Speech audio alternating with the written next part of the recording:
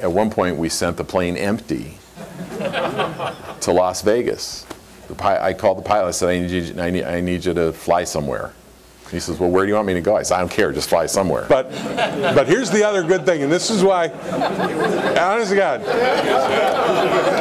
But think about this. It cost a little fuel, but it was really worth it. Yeah. But the other thing is, we were having dinner the other night, and he was telling us this story. But think about how smart this was.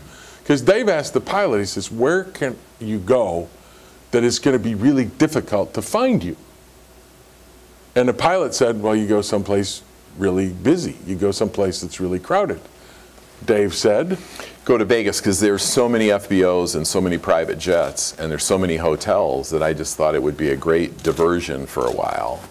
So they flew the plane empty, and we stayed where we were, and we got like 4 interviews in before people kind of figured it out. So, and it's crazy. It's absolutely nuts, but it's just the way the world works. And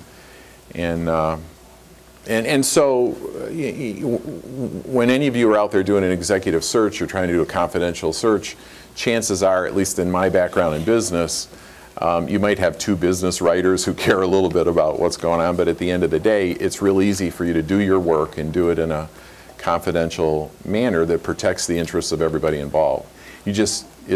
Keeping a secret in this line of work is virtually impossible. Okay, now the one thing I didn't explain about my Jeopardy game today was you, the Economic Club of Detroit, gets the opportunity to decide whether he gets the $500 for that answer. Yeah. By applause. Did that answer work, or did he win? Thank you. Thank God, because I need the money. I took a big cut in pay to get this job. I'm not done yet. Oh, sorry. Okay, those of you who thought he did a lousy job, clap. No, shut up.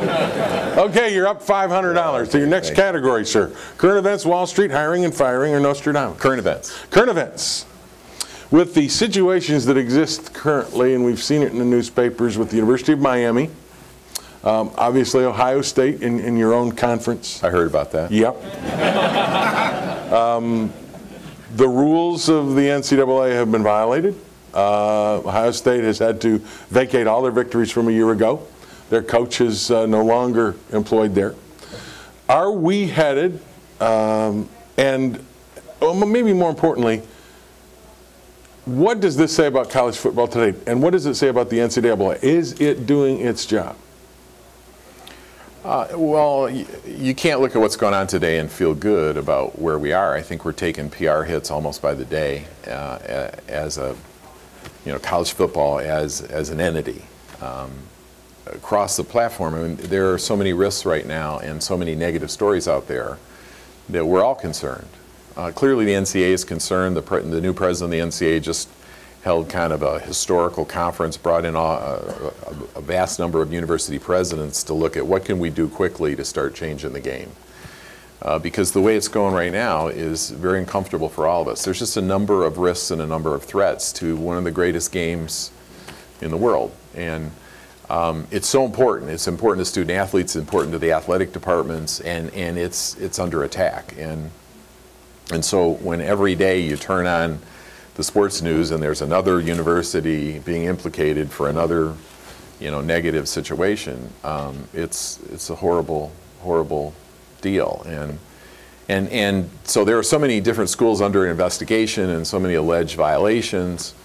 And then this Miami thing is, we don't know all the facts yet, but there certainly appears to be a significant problem down there. All of these things kind of strike at the credibility and integrity of the game. And so we need to be concerned. Next question from that current events thing, out of that answer. There's a lot of talk now about, okay, it's time to go to the stipends. It's time to pay the athlete. So that these situations at Miami and Ohio State, where it was tattoos for this or money for your gold pants and awards, whether it was in Miami for your jersey, those kinds of things, pay for play kind of a deal.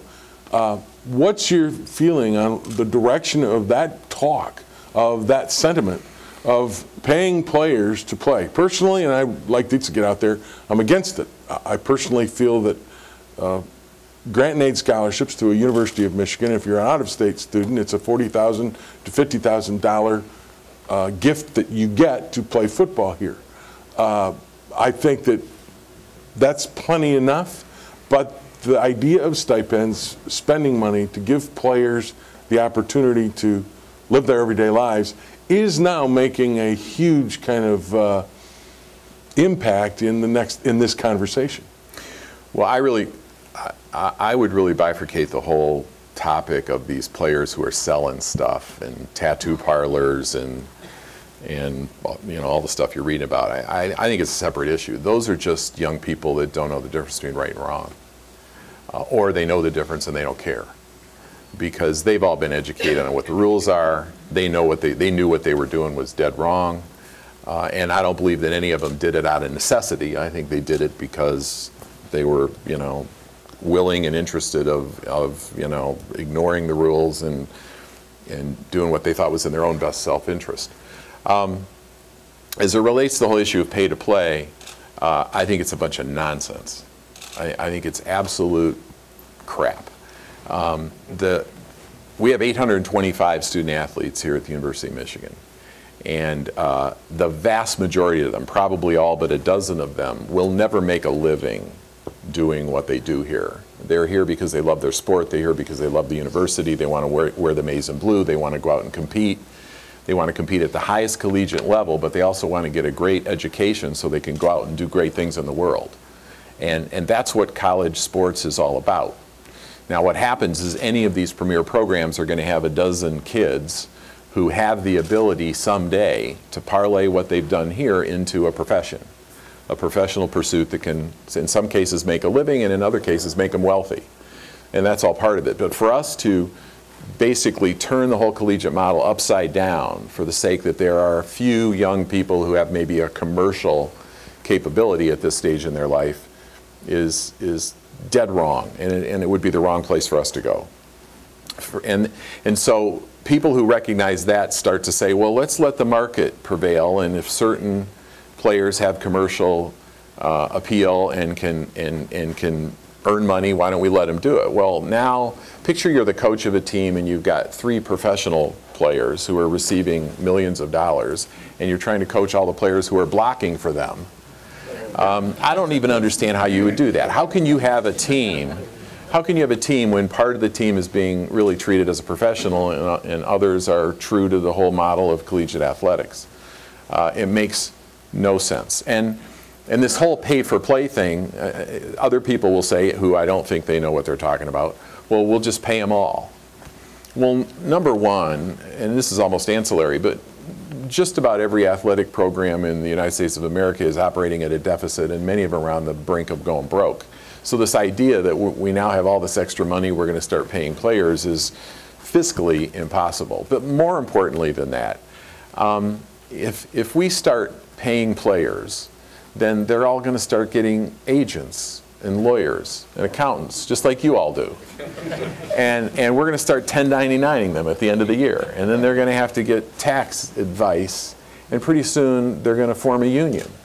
And pretty soon we'll be negotiating with 18-year-old kids about, none of that has anything to do with what's good and healthy about collegiate athletics. Now, where there's been a lot of confusion out in the press, because I don't think people understand the nuance, we are restricted by NCAA rules as to what we can provide in the form of a scholarship grant. So that's not up to us, it's not up to the Big Ten Conference, it's up to the NCAA. And in some cases, in most cases, a full ride NCAA scholarship does not cover what is really considered the true cost of education. So let me give you the easiest example. We recruit a kid from Southern California to come and play basketball, football, name the sport, on a full ride. Well, we'll pay for their books and their tuition and their strength and conditioning and their medical support and their apparel and uniforms and transportation and coaching. I mean, we pay for a lot, trust me. And we pay for books and we pay for all those kinds of things. But for instance, one of the things that the NCAA won't allow us to pay for is the transportation costs to get them from Southern California to campus. So they got to find the way to buy a plane ticket from Southern California to Metro Airport, and then